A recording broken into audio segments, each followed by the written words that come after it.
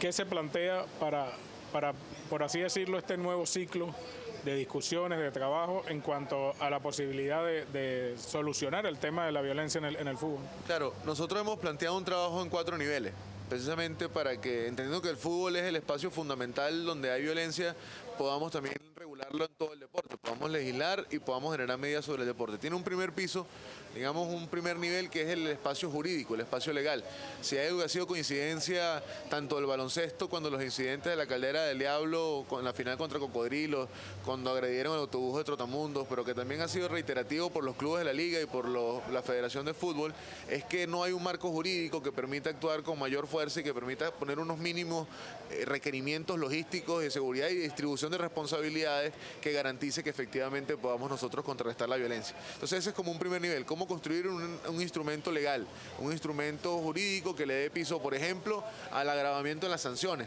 Si alguien lesiona a otra persona, que tenga la capacidad de que por haberlo hecho en el marco de un espectáculo deportivo o una instalación deportiva, eso sea un agravante en el delito penal.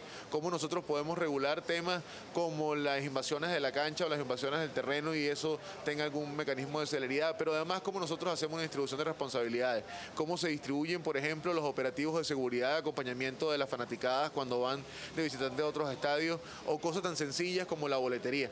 Acá la boletería en nuestro país es uno de los principales problemas porque no hay forma de enlazar una persona, una entrada. Entonces tú no tienes un control real del mecanismo de quiénes están dentro del estadio. Y luego la imputación de responsabilidades es mucho más complicada en la medida de que no sabes quiénes estaban, sobre todo los que son fanáticos asiduos. Hay un segundo nivel que tiene que ver con los espacios de coordinación. La comisión, como tiene el Ministerio de Interior y Justicia, el Ministerio del Deporte, la Asamblea, a la Liga de Fútbol y a la Federación, esperamos ampliarlo ahorita al baloncesto y al béisbol. Esta comisión también busca generar espacios de coordinación más expeditos que los que hoy en día existían. ¿Eso qué quiere decir? Espacios de coordinación donde podamos mejorar cómo se relaciona el mundo del deporte privado con el Estado venezolano para las policías en los estadios, para los mecanismos de raqueteo.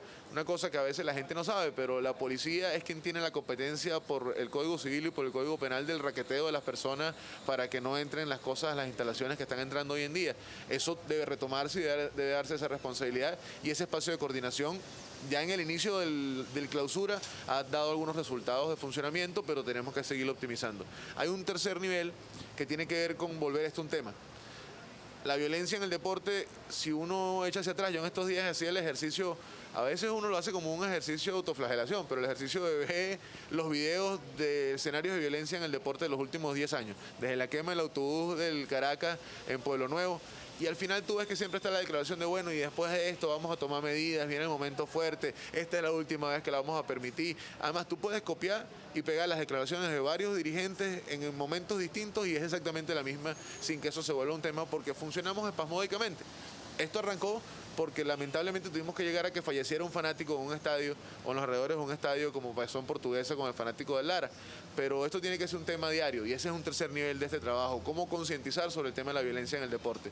Que no va nada más con la violencia organizada de la barra que le roba un trapo a otra barra o que decide agredir a un capo de una barra ajena para robarle las camisas o que se lanza al campo a pegar a los jugadores como pasó en Pueblo Nuevo contra el Deportivo La Guaira.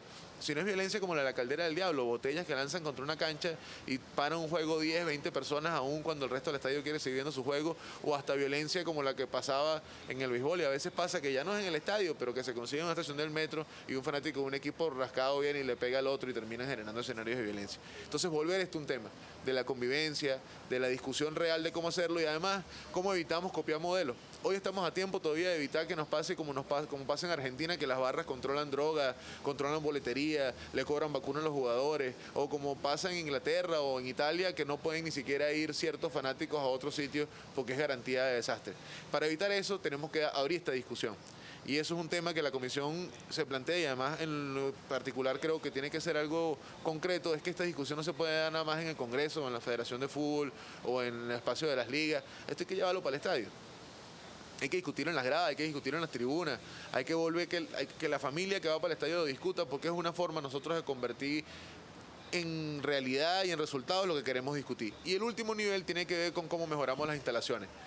Nuestras instalaciones del fútbol, por ejemplo, la mitad de las instalaciones no estarían aptas nunca para competir internacionalmente. No tienen las butacas numeradas, no tienen forma de señalar un asiento, una silla, no tienen las cámaras y el control de seguridad. Pero además hay cosas que nosotros tenemos que mejorar dentro de nuestras instalaciones deportivas. Separadores de fanaticada. ¿Qué cuesta a nosotros lograrse por el fondo del deporte, que recauda un montón de real y que nadie sabe para dónde va, que ese fondo del deporte pueda darle la capacidad a que el mecanismo de la boletería, la separación de la fanaticada sean una realidad en el fútbol venezolano? Un fútbol creciente no puede jugarse a puerta cerrada.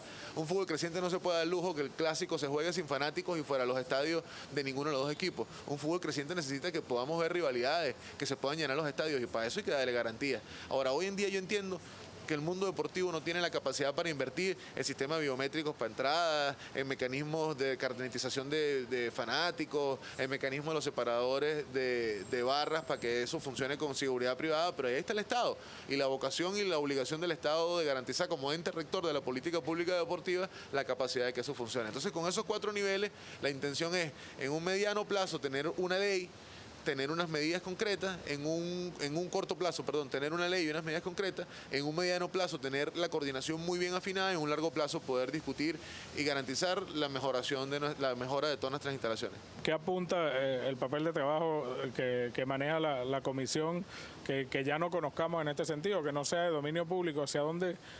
¿Qué nuevos elementos podría traer una ley vinculada al tema de la antiviolencia? Mira, principalmente el primer ejercicio que se ha hecho es un ejercicio de derecho comparado. Que como hay veces que a la gente le gusta inventar el agua tibia, pero como ya el agua tibia está inventado, es mejor ver quiénes lo hicieron bien. Entonces nosotros lo que hemos hecho es agarrar muchas legislaciones y conseguir los puntos comunes de las legislaciones. Te pongo, sobre el tema del baloncesto buscamos los Balcanes, que son espacios, los países que tienen mayor cantidad de violencia con el tema del baloncesto. Con el tema del fútbol buscamos la legislación UEFA y la legislación Conmebol, que tienen capítulos en sus parlamentos, capítulos políticos. Y con el tema del béisbol buscamos todo el tema del fair play estadounidense y la legislación del béisbol mexicano, que tuvo escenarios de violencia muy importantes en los años 90. Y con esas legislaciones lo que hicimos fue buscar denominadores comunes y adaptarlo a la realidad venezolana. Innovaciones, yo creo que los primeros pasos tienen que ver con lo logístico. Cómo nosotros logramos reglamentariamente ponerle mínimos al funcionamiento de los estadios, que tienen que ver con mínimos en seguridad, con mínimos en el tema de la boletería, con mínimos en el tema del control del enlazamiento entre boleto y persona, con mínimos en el tema de los controles de seguridad en las salas de monitoreo. Y hay cosas que se han abierto discusiones. Habían propuestas desde tener tribunales de pajas móviles en las instalaciones deportivas que permitieran inmediatamente poder atender situaciones, hasta lograr conseguir especialización por vía legal de un cuerpo policial o de la misma policía existente, cómo se especializaban los cuerpos de orden público para el control de multitudes en las instalaciones deportivas, que yo creo que es un paso importante que tenemos que dar y que hasta ahora eso no había sido parte de la discusión dentro de nosotros. Y sobre todo yo creo que el paso más importante es que hagamos una ley que distribuya responsabilidades, que nosotros demos un piso que permita no solamente el castigo, que es importante, no solamente caracterizar cuál es el problema, sino una ley que permita saber quién hace qué. Porque en el medio de las indefiniciones, en el medio de eso era tu culpa, eso era mi culpa, eso era responsabilidad de quién, al final terminan pasando cosas como la de Portuguesa.